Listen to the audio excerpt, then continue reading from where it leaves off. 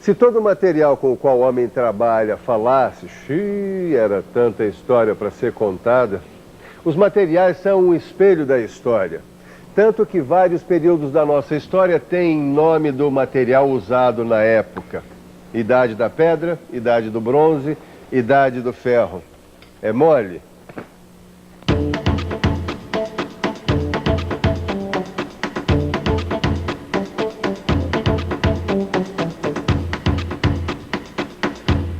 Sabe, ainda outro dia eu estava pensando, a nossa era industrial podia se chamar Idade do Ferro Fundido ou Idade do Aço. Pois eles são os materiais mais utilizados no mundo da mecânica. É na construção civil, é na indústria elétrica também. Pode conferir, você vai encontrar o ferro fundido e o aço fazendo bonito. Agora, sabe aonde eles vão fazer bonito hoje? Aqui na nossa teleaula de materiais. Você vai ver de onde vem a matéria-prima dos automóveis e da maior parte dos eletrodomésticos. Vai ver como evoluiu a utilização dos metais na nossa história e vai conhecer a composição química de alguns deles. Você vai ver também como é o processo de preparação para transformar os minérios em matéria-prima da indústria. Você vai ver um pouco da história da indústria, meu camarada. Você vai ver do que é capaz a curiosidade humana quando encontra pela frente as jazidas de metal. Pela frente não, que as jazidas de metal estão aqui embaixo, na crosta terrestre.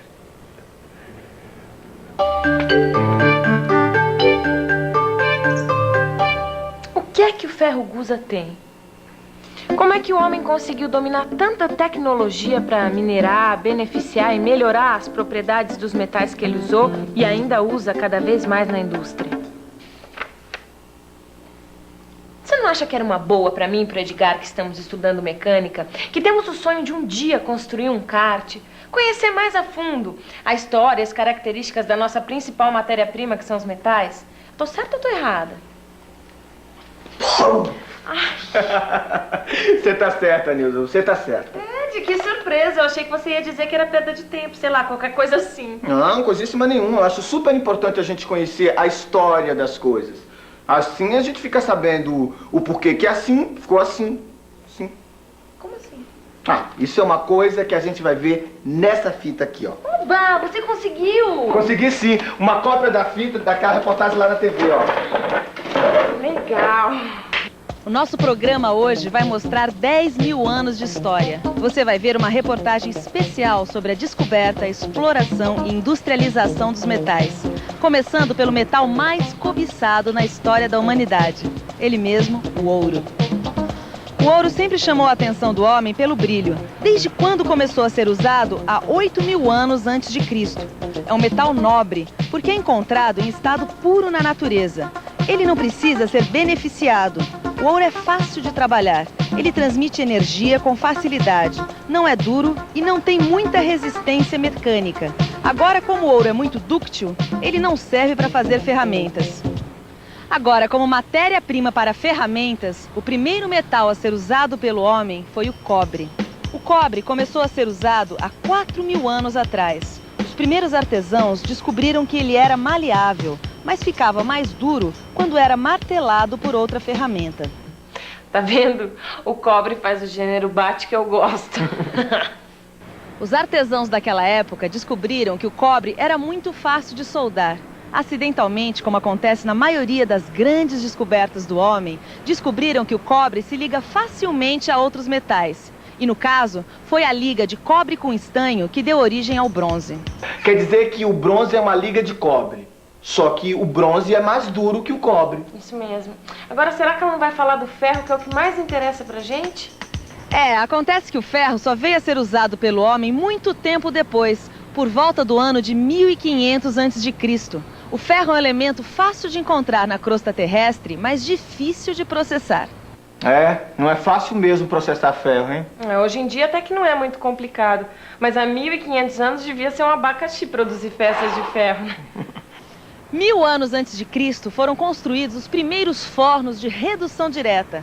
Toda essa tecnologia antecedeu o processamento de ferro fundido, que só seria desenvolvido no século XIX. Com o desenvolvimento do alto forno e o descobrimento do processo de diminuição do carbono do ferro gusa, foi possível produzir o ferro fundido e o aço. Mesmo com o desenvolvimento da produção de outros metais, como o alumínio, por exemplo, o ferro ainda é o metal mais importante para a indústria até hoje. Espero que essa pequena reportagem histórica tenha sido útil para que você possa entender melhor sobre a produção de metais.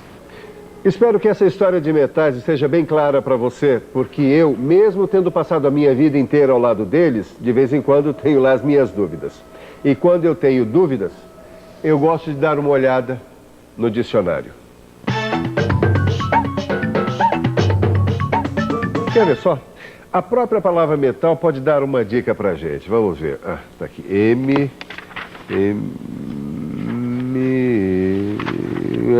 Tá aqui, metal em estado sólido.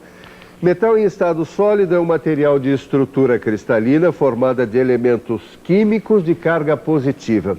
A gente viu estrutura cristalina na última teleaula.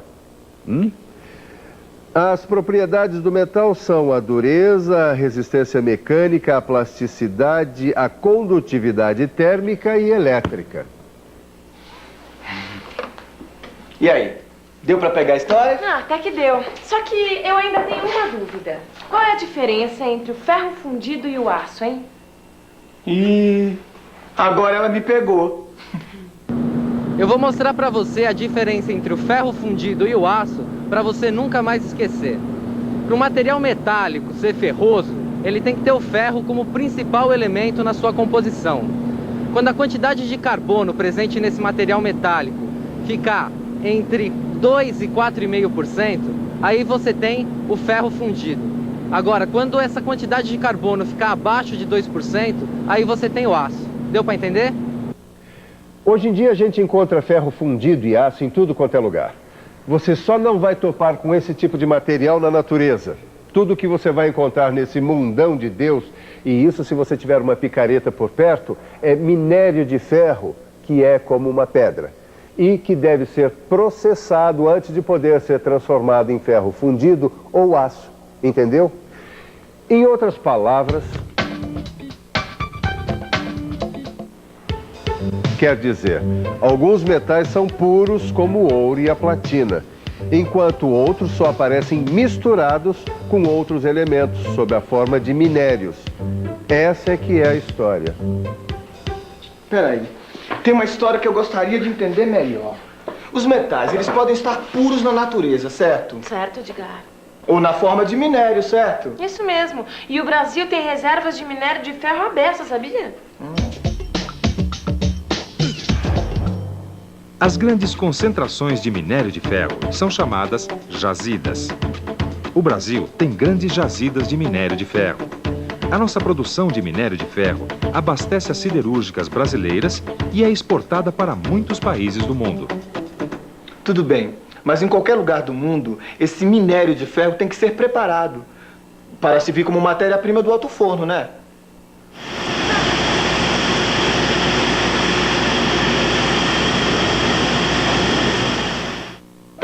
Eu ouvi dizer que o alto forno não aceita minérios de ferro em pedaços muito pequenos. E que hoje em dia boa parte do minério que o Brasil produz vem assim, em pedaços pequenos. Então, mas foi por isso que desenvolveram técnicas como a sinterização e a pelotização. E você, já ouviu falar? Na sinterização nós misturamos finos de minério, de calcário e de coque. Essa mistura é alimentada numa esteira metálica, formando uma camada. Essa camada, ao passar sob um forno de ignição, é levada a temperaturas para início da combustão do coque. A partir do forno de ignição, uma grande quantidade de ar é passada por essa mistura, ocasionando a queima de todo o combustível. Essa queima gera uma quantidade de calor suficiente para aglomerar os finos de minério, formando blocos de sinter. Daí o nome de processo de sinterização. Esses blocos de sinter São quebrados, resfriados, peneirados e enviados para o alto forno. Existe também um outro processo chamado de pelotização. Na pelotização, o minério é moído bem fininho e depois é umedecido para formar um aglomerado. Essa mistura vai para um tambor, onde gira, até formar umas pelotas, daí o nome pelotização. Depois as pelotas vão para a secagem e de lá para a queima, para ficarem bem resistentes. Esses processos de sinterização e pelotização é que beneficiam o minério. E depois desse beneficiamento... Então, agora deixa eu ver o que vem depois. Ah, chegou onde eu queria. O minério vai para o forno para se transformar em ferro gusa. E o gusa é a matéria-prima do aço e do ferro fundido, certo? Certo. Mas a produção do gusa tem técnicas especiais que você vai aprender na próxima aula. Por enquanto, você fica com a revisão da nossa teleaula de hoje. Até a próxima. E atenção, se liga aí que é a hora da revisão. Na nossa teleaula de hoje, você viu como os metais têm uma grande importância na história do homem. Viu como se processa o minério nos fornos e viu que o ferro é extraído de jazidas, depois passa pelo beneficiamento, por processos como a sinterização e a pelotização, para então ser produzido o ferro gusa, que é a matéria-prima do ferro fundido e do aço. Então, deu para aprender bastante coisa sobre a produção do ferro, não deu? Eu continuo aqui aprendendo a cada dia. E eu tenho certeza que você vai aprender muito mais ainda. Até mais.